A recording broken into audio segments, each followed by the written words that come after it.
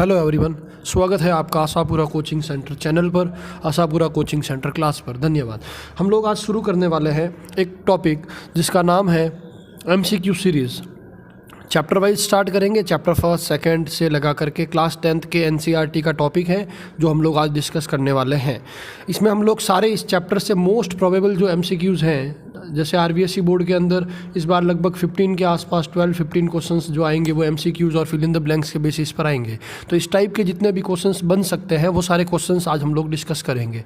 तो चलते हैं हमारे फर्स्ट क्वेश्चन की ओर।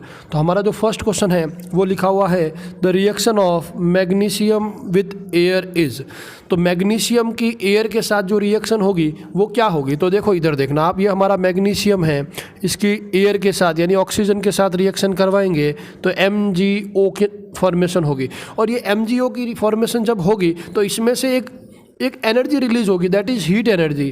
और हम लोग जानते हैं कि exit of heat, releasing of heat is known as exothermic reaction. कैसे देखना इधर आप, एक बात और थोड़ी सी समझाने की कोशिश करूंगा मैं आपको। थोड़ा आगे चलते हुए हम लोग चलते हैं, थोड़ा सा मैं समझाऊंगा आपको, वापस समझना।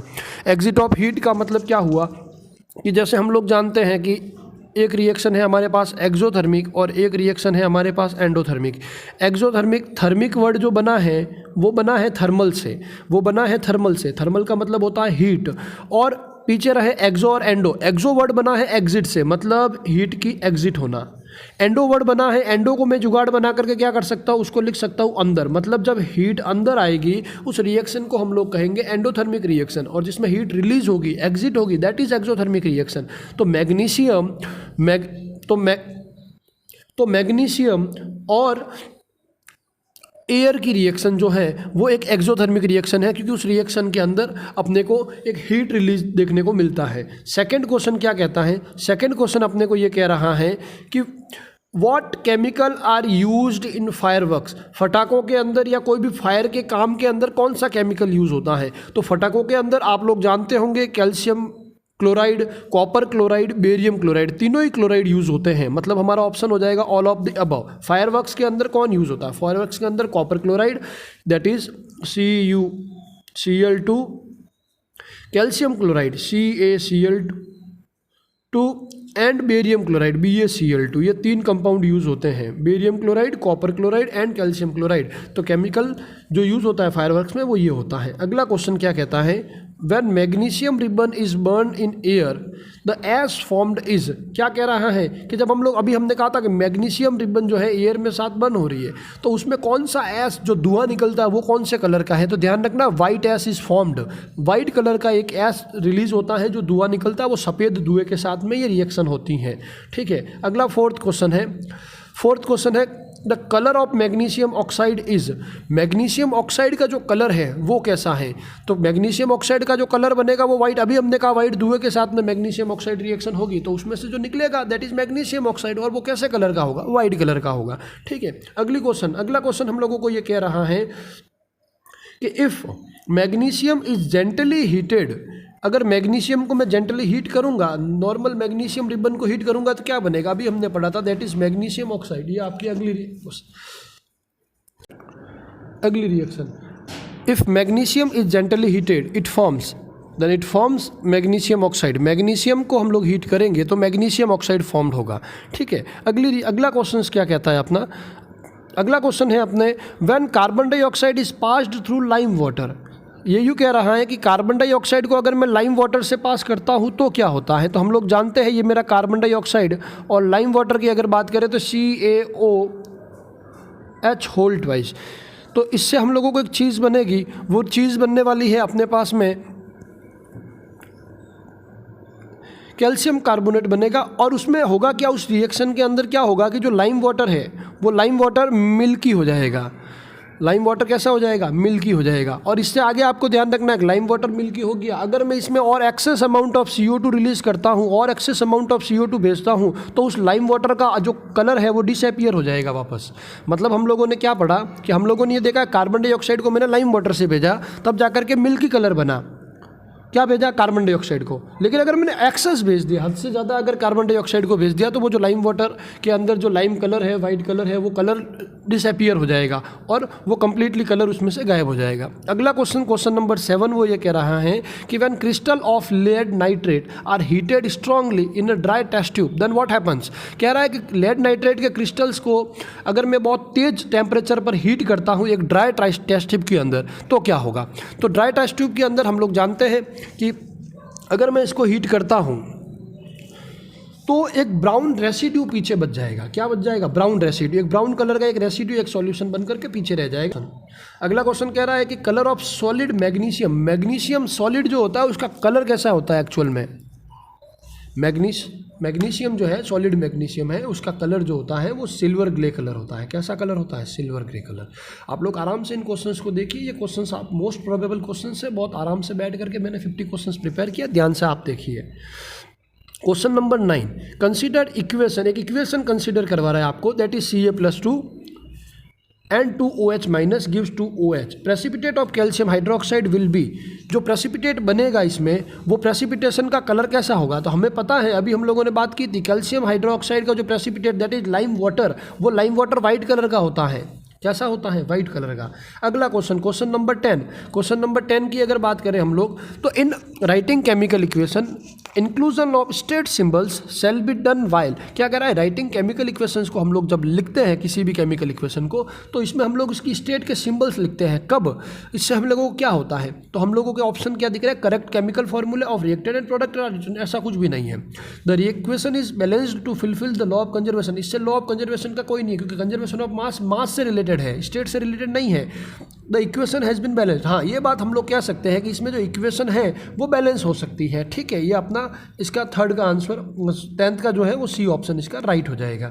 इसके अगला क्वेश्चन नंबर 11 ये कह रहा है कि consider an equation lead plus hydroxide gives lead hydroxide, precipitation of lead hydroxide will be, उसका कलर कैसा होगा। तो क्वेश्चन नंबर 11 जो हमारे पास है उसका भी कलर जो है वो व्हाइट कलर का होगा। कैसा कलर होगा, व्हाइट कलर होगा। क्वेश्चन नंबर 12, एक कॉपर है, क्या कॉपर से कॉपर हाइड्रोक्साइड बनाया, इससे हम लोगों को एक चीज़ पता चल रही है कि कैल्शियम हाइड्रोक्साइड, लेड हाइड्रोक्साइड, ये अपना क्या नाम, ये कॉपर हाइड्रोक्साइड, सोडियम ऑक्साइड, इनके कलर्स कैसे होंगे, ये वाली बातें समझ रहे हैं। तो कॉपर हाइड्रोक्साइड का जो कलर होता है, आप लोग ध्यान रखना, कॉपर हाइड्रोक्साइड को जो कलर होता है वो कलर होता है ब्लू कलर। कैसा होता है, ब्लू कलर का होता है। जब कॉपर को हम लोग इसमें डिजोल्व करते हैं, हाइड्रोक्साइड के साथ रिएक्शन करवाते हैं या आयंस के साथ रिएक्शन करवाते हैं, तो क्या होता है, कॉपर हाइड्रोक्साइड बनता है, that is of blue colour.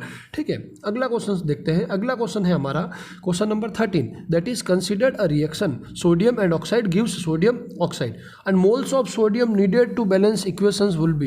ये पूछ रहा है कि कितने मोल्स अपने को सोडियम की जरूरत पड़ेगी इस इक्वेशन को बैलेंस करने के लिए। तो इस इक्वेशन को हम लोगों को बैलेंस करने के लिए सोडियम के 4 मोल की जरूरत पड़ेगी। कितने मोल की जरूरत पड़ेगी, 4 मोल्स। 4 मोल्स हम लोग लेंगे सोडियम के, तो ये रिएक्शन अपने क्या हो जाएगी, बैलेंस हो जाएगी। अगला क्वेश्चन हम लोग देखते हैं। Question number 14, consider a reaction sulphur and oxygen gives SO2, state of SO2 in this reaction. अब ये पूछ रहा है कि इसमें SO2 की स्टेट क्या होगी। तो हम लोगों को एक ध्यान रखना है कि SO2 सल्फर और ऑक्सीजन मिलकर सल्फर डाइऑक्साइड बनाते हैं, that is SO2। Sulphur dioxide एक गैस है, ध्यान रखना। तो ये इसकी स्टेट कैसी होगी, गैसियस। क्वेश्चंस बहुत ईजी आते हैं लेकिन अपने को समझना होता है।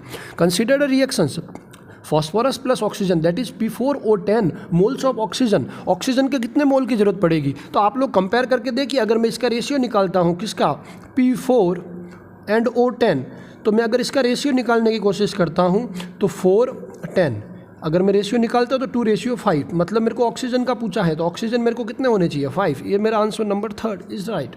अगला क्वेश्चन देखते हैं। कंसिडर अ रिएक्शन, ये सारे एक ही टाइप के हैं लेकिन इस टाइप के क्वेश्चंस बनता है इसलिए हम लोगों ने यहाँ पुट किए हैं ताकि आपको पता चले और चैप्टर थोड़ा सा और इंटरेस्टिंग। और इससे एक बेनिफिट आपको ये है कि आप केमिकल रिएक्शंस बहुत सारी आप थोड़ा बहुत मतलब लर्न कर हो जाएगी इससे। आप आराम से इसको वीडियो को पूरा देखिए, आराम से। कोई प्रॉब्लम है आप कमेंट में पूछिए, पूरी प्रॉब्लम सॉल्व होगी।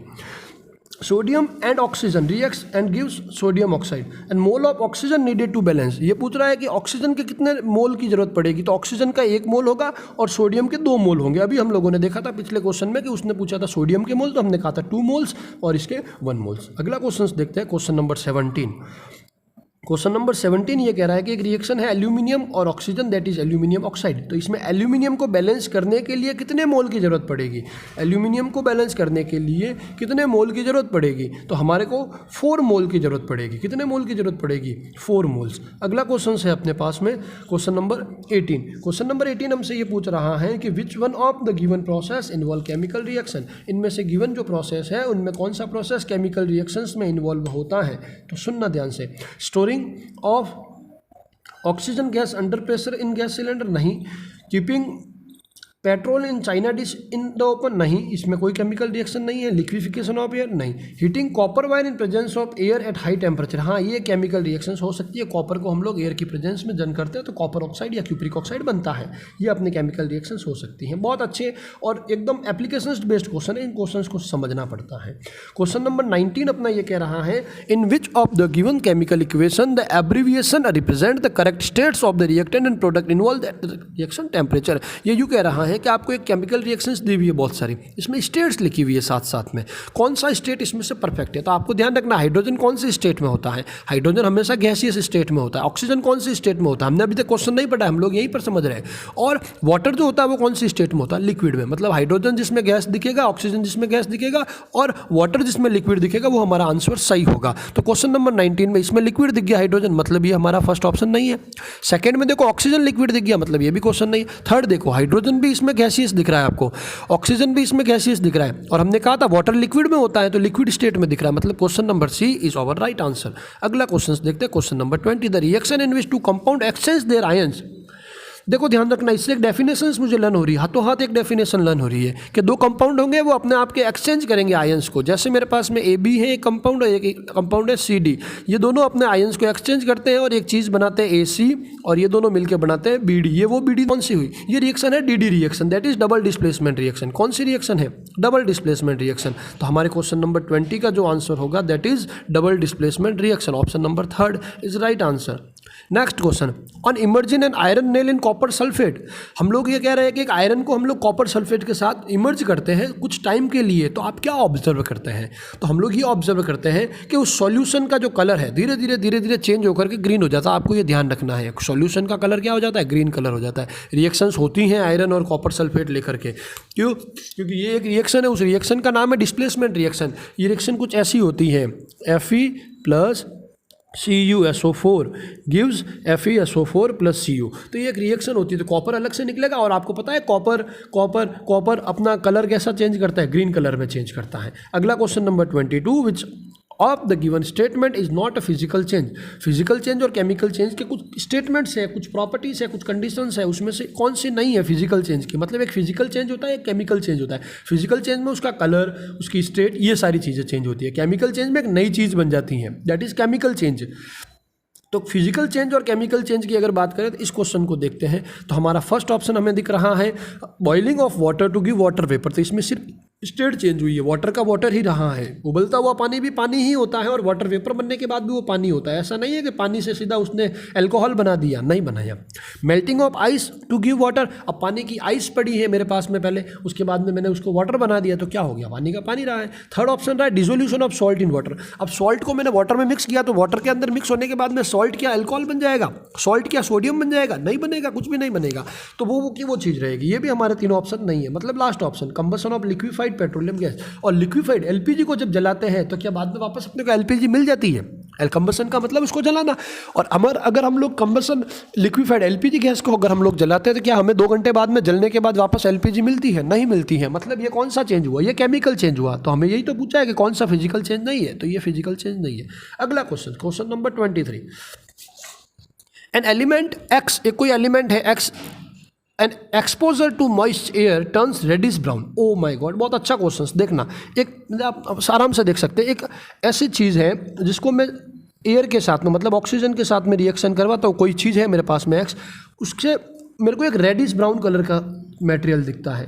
तो देखो रेडिश ब्राउन कलर का, अगर मैं आपको समझाऊँ, आराम से सुनना, एक चीज़ होती है एप्पल, समझना, एप्पल को आप कट करके रखना, एयर के कांटेक्ट में छोड़ देना, थोड़ी देर बाद में एप्पल का कलर ऐसा ही रेडिश ब्राउन होता है। और एप्पल हम लोग इसलिए खाते हैं कि हमारा खून अच्छा होता है, घर वाले हमें ऐसा कहता है कि ब्लड हमारा अच्छा होता है, मतलब हीमोग्लोबिन। क्या? हीमोग्लोबिन। और हीमोग्लोबिन में एक एलिमेंट होता है, एक मिनरल होता है, दैट इज़ आयरन। तो हमें पता चल गया कि आयरन को अगर मैं एयर के साथ में छोड़ूंगा तो वो रेडिश ब्राउन कलर देगा। तो हमें पता चल गया है कि आयरन दैट इज़ Fe को छोड़ूंगा तो FeO3 बनाएगा और वही मेरा क्या है, रेडिश ब्राउन कलर का मटेरियल है। मतलब हमारा answer number A is right. अगला क्वेश्चन, ज़्यादा मैं आपको डिस्कस नहीं कर रहा हूँ, डिस्कस भी नहीं कर रहा हूँ, इसका यही रीज़न है कि वीडियो कहीं लंबी नहीं बन जाए, और कोई प्रॉब्लम नहीं। बाकी इसमें बहुत सारी चर्चाएं होती है, अगर आप चाहेंगे और कहेंगे तो इस वीडियो को और एक्सपेंडेड फॉर्म में भी आपके सामने रखेंगे, हर टॉपिक के ऊपर अच्छा अच्छा रिसर्च करके भी आपके साथ भेजेंगे। क्वेश्चन नंबर 24 कह रहा है कि the reaction of hydrogen gas की ऑक्सीजन गैस के साथ रिएक्शन करवाता हूँ और उससे बनता है water, and that is the example of. ये कौन सी रिएक्शन का एग्जाम्पल है? तो आपको पता है मेरे पास H2 था, मेरे पास में O2 हुआ, दोनों मिलकर इसने वाटर बनाया, फॉर्मेशन हुआ H2O का। H2O ये दोनों जुड़े हैं और जुड़ते हैं, उस रिएक्शन को कहते हैं कॉम्बिनेशन रिएक्शन। ये आपका क्वेश्चन हो गया। Question number 25, rancidity can be prevented by. Rancidity को हम कैसे प्रिवेंट करते हैं? तो एंटीऑक्सीडेंट लगाओ, क्योंकि हमारा टारगेट यही। रेंसिडिटी में होता क्या है? रेंसिडिटी प्रोसेस में हम क्या करते हैं, कोई पैकेट है चिप्स का, उसमें से हम लोग क्या करते हैं, उसमें से हम लोग निकालते हैं ऑक्सीजन को और डालते हैं नाइट्रोजन को, क्योंकि ऑक्सीजन प्रॉब्लमेटिक है। ऑक्सीजन प्रॉब्लमेटिक है तो हम लोग क्या डालेंगे, एंटीऑक्सीडेंट डाल दिया। दूसरा क्या कर सकते हैं, उसको हम लोग लाइट से थोड़ा सा फूड को स्टोर, ढक्कन लगा करके अवे फ्रॉम लाइट उसको स्टोर करते हैं, या उसको हम लोग रेफ्रिजरेटर फ्रीज में स्टोर करते हैं। ये तीनों ही करते हैं, दैट इज। तो हमारा आंसर हो गया ऑल ऑफ द अबव। अगला क्वेश्चन नंबर 26, थोड़ा सा आज गला भी सही नहीं हो सकता है, आवाज़ अच्छी नहीं आई, लेकिन आप थोड़ा सा कोऑपरेट करिए, आराम से समझिए, हमारा जो टारगेट है उसको पूरा कर रहे हैं हम लोग। In which of the given heat energy will be involve. ये यूँ कह रहा है कि ऐसी इनमें से कौन सी रिएक्शन है जिसमें हीट एनर्जी अंदर लेनी पड़ती है, और हीट एनर्जी अंदर इवॉल्व मतलब रिलीज करना, इवॉल्व मतलब रिलीज करना। मतलब एक कौन सी रिएक्शन पूछ रहा है, एक्सोथर्मिक रिएक्शन के बारे में पूछ रहा है। तो एक्सोथर्मिक रिएक्शन की अगर बात करें तो बर्निंग ऑफ एलपीजी आपको सामने दिख रहा है, क्योंकि एलपीजी को गर्म करोगे तभी तो हीट निकलेगी, और हीट निकलेगी that is heat is energy is evolve, और उस रिएक्शन को हमने नाम दे दिया एग्जिट से बना दिया एक्सोथर्मिक। कंप्लीट। ये हमारा क्वेश्चन नंबर 26 हो गया। Question number 27, dilute hydrochloric acid is added to granulated zinc taken in a test tube. एक HCl के साथ में मैंने जिंक को डाल दिया है, and the following observation are recorded, और उसमें ऑब्जर्वेशन को अच्छे से देखा है। तो आप एक करेक्ट ऑब्जर्वेशन बताइए। ये सारे एक्टिविटी बेस्ड क्वेश्चन है, CBSE पैटर्न में मोस्ट इंपॉर्टेंट है, इनसे बड़े बड़े क्वेश्चन, अच्छे क्वेश्चंस बनेंगे साइंस के अंदर। ये दो क्वेश्चन छोटे मिला करके एक अच्छा क्वेश्चन बना सकते हैं, या फिर आपको कह सकते हैं कि ऐसे कुछ हो रहा है, इसमें क्या प्रोसेस होगा, तो ये जो क्वेश्चंस लिखा हुआ वो आपको लिखना पड़ सकता है, क्वेश्चंस के टाइप आ सकते हैं। तो इसमें हम लोग एक चीज़ देखेंगे, जब ये रिएक्शंस होती है, HCl की रिएक्शन हम लोग जिंक के साथ में करवाते हैं तो ZnCl2 बनता है, हाइड्रोजन गैस रिलीज होती है। तो हमें पता चल गया एक कलरलेस, ऑड्यूरलेस और एक पॉप साउंड करके एक गैस निकलती है, और वो गैस का नाम है H2, और साथ में बनता है एक सॉल्ट दैट इज ZnCl2। तो ये H2 कलरलेस भी है और ऑडियोलेस भी है। Option number D is our right answer. Question number 28 कह रहा है करेक्शन। क्वेश्चन नंबर 28 कह रहा है consider a reaction is an example of. इस रिएक्शन को आप आराम से देखिए और बताइए ये रिएक्शन किसका एग्जाम्पल है। ठीक है, तो इस रिएक्शन को मैं अच्छे से देखने का प्रयास करूंगा। इसमें मेरे को 4 ऑप्शंस दिए हुए, एक तो ये रहा मेरे पास डिस्प्लेसमेंट रिएक्शन, एक है कॉम्बिनेशन रिएक्शन, एक है रेडॉक्स रिएक्शन और एक है न्यूट्रलाइजेशन रिएक्शन। तो इस रिएक्शन को अच्छे से देखो आप लोग, कौन कौन सा प्रोसेस इसके अंदर हो सकता है। तो इसके अंदर हम लोग क्या देख रहे हैं कि डिस्प्लेसमेंट हो सकता है। कैसे हो सकता है कि यहाँ से हाइड्रोजन को रिप्लेस किया, हाइड्रोजन ऑक्सीजन के साथ चला गया, हाइड्रोजन किसके साथ चला गया, ऑक्सीजन के साथ चला गया। यहाँ से हाइड्रोजन रिप्लेस होकर के ऑक्सीजन के साथ, तो डिस्प्लेसमेंट हुआ। ठीक है, और क्या प्रोसेस हो सकता है? इसके अलावा एक प्रोसेस मुझे और दिख रहा है, इसमें देखिए रिमूवल ऑफ, इस प्रोडक्ट में क्या हो रहा है,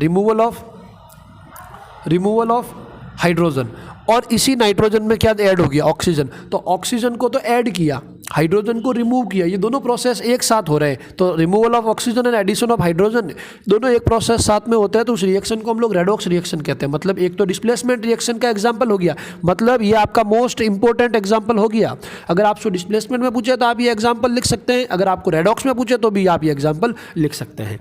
ठीक है, यहाँ से एक और सर क्वेश्चन प्रिपेयर हो गया 1 मार्क्स का, कि अगर आपसे पूछ ले what is the example of displacement reaction, तो आप ये लिख दीजिए, what is the example of redox reaction, तो आप ये लिख सकते हैं। मतलब हमारा आंसर हो गया A and C both, that's all. अगला question number 29। Question number 29, which of the following statement about the given reaction are correct. तो देखिए आप रिएक्शन देखना ध्यान से, F3Fe + 4H2O gives Fe3O4 + 4H2। इसमें क्या हो रहा है, इसमें कुछ देखो ध्यान से, ये मेरा Fe है, Fe के अंदर प्रोडक्ट में क्या बन रहा है, इसमें ऑक्सीजन आया, मतलब हम लोग ये कह सकते हैं iron metal is get oxidised. Yes, ये बात एकदम सही है। उसके बाद में ये कह रहा है वाटर इज गेटिंग रिड्यूस्ड, क्या ये बात है, तो ये रहा मेरा वाटर का मतलब क्या हो गया, ऑक्सीजन का तो रिमूवल और हाइड्रोजन का एडिशन, हाइड्रोजन का क्या एडिशन। तो इसमें देखो H2O था यहाँ पर, अब क्या बन गया H2, मतलब ऑक्सीजन का रिमूवल हुआ, मतलब रिडक्शन भी हुआ, इसमें रिडक्शन भी हुआ। थर्ड कह रहा है water is acting as reducing agent, नहीं ये रिड्यूसिंग एजेंट की तरह कब काम करता है, जब इसमें से क्या रिलीज होती है, हाइड्रोजन रिलीज होती है, लेकिन इसमें से रिलीज क्या हो रहा है, ऑक्सीजन। ऑक्सीजन जब रिलीज हो रहा है तो दैट इज ऑक्सीडाइजिंग एजेंट। जिस रिएक्शन में से, मतलब आपको ध्यान रखना है, जहाँ पर रिडक्शन होता है वो किसी ना किसी ऑक्सीडाइजिंग एजेंट की वजह से होता है, मतलब रिडक्शन और oxidising agent, oxidation and reducing agent, ऐसा पेयर है। तो यहाँ पर ये रिएक्शन हुई है, ऑक्सीडाइज्ड हुई है, आयरन मेटल ऑक्सीडाइज्ड हुआ है, वाटर जो है वो रिड्यूस्ड हुआ है और वाटर ऑक्सीडाइजिंग एजेंट की तरह बिहेव कर रहा है, मतलब A, B और C हमारे तीनों ऑप्शन सही है, तो हमारा option number A is right answer.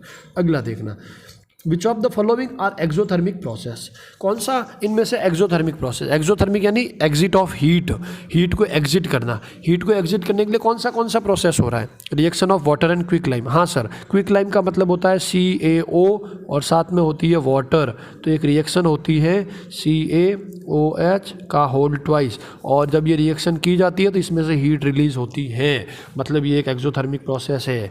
ठीक है, अगला dilution of N acid, acid को जब डाइल्यूट करते हैं, एसिड को डाइल्यूट करना मतलब उसमें वाटर ऐड करना है, तो उसमें से हीट रिलीज होती है। ध्यान रखना आप लोग, कंसंट्रेटेड एसिड कहीं अगर लैब में पड़ा है तो उसमें कभी भी पानी नहीं डालना, इतनी ज़्यादा हीट रिलीज होती है। तो इसको डाइल्यूट करने का तरीका क्या होता है कि हम लोग पहले वाटर एसिड लेते हैं कम अमाउंट में, उसमें थोड़ा अमाउंट में वाटर डालते हैं, धीरे धीरे जब डाइल्यूट होता है तो भी एनर्जी रिलीज होती है, तो ये प्रोसेस होता है। इवेपोरेशन ऑफ वाटर, जब वाटर को इवेपोरेट करते हैं तो क्या हीट निकलती है, नहीं निकलती है, उसमें हीट नहीं निकलती, उसमें हीट की ज़रूरत पड़ती है। जब हीट होगा तो उसमें इवेपोरेशन प्रोसेस होगा, गर्म होगा तो पानी भाप बन के उड़ेगा, तो वहाँ पर एक्सोथर्मिक नहीं होता है, एंडोथर्मिक होता है, मतलब हमारा ऑप्शन C नहीं होता है। सब्लिमेशन ऑफ कैम्फर, कैम्फर को हम लोग जब सब्लिमेशन करते हैं, मतलब सॉलिड कपूर जो है उसको गर्म करते हैं तो उसमें सॉलिड से सीधा वो गैस बनता है, तो उसमें से कोई हीट रिलीज नहीं होती है, मतलब हमारा option number A and B is right answer. ठीक है, अगला। तो दोस्तों हम लोगों ने अभी 30 क्वेश्चंस किए हैं, आशा है और उम्मीद भी करता हूँ कि आपको ये 30 क्वेश्चंस अच्छे से समझ में आए होंगे। कोई भी प्रॉब्लम है आप हमसे पूछ सकते हैं, और भी हम लोग कंटिन्यू वन बाय वन जैसे आज हमने फर्स्ट चैप्टर बनाया है, कल हम लोग सेकंड चैप्टर को बनाएंगे, कंटिन्यू आपको चैप्टर्स मिलते रहेंगे। इससे आपके MCQ टाइप के, मतलब एक 15 मार्क्स का रेशियो आपसे इससे क्लियर होगा। 15 + 1 मार्क के क्वेश्चन भी कहीं ना कहीं यहाँ से आपको मिलेंगे, मतलब अराउंड आप 20 मार्क्स यहाँ से इन 30 क्वेश्चंस को रोज़ 15 मिनट देख करके हमारी वीडियो से ले सकते हैं, और 15 मार्क्स से 20 मार्क्स के बीच में आपका ये काम हो जाएगा। 16 चैप्टर से हम लोग सारे चैप्टर्स के इस तरीके से क्वेश्चंस बनाते रहेंगे, तो हमारे साथ जुड़े रहिए। धन्यवाद।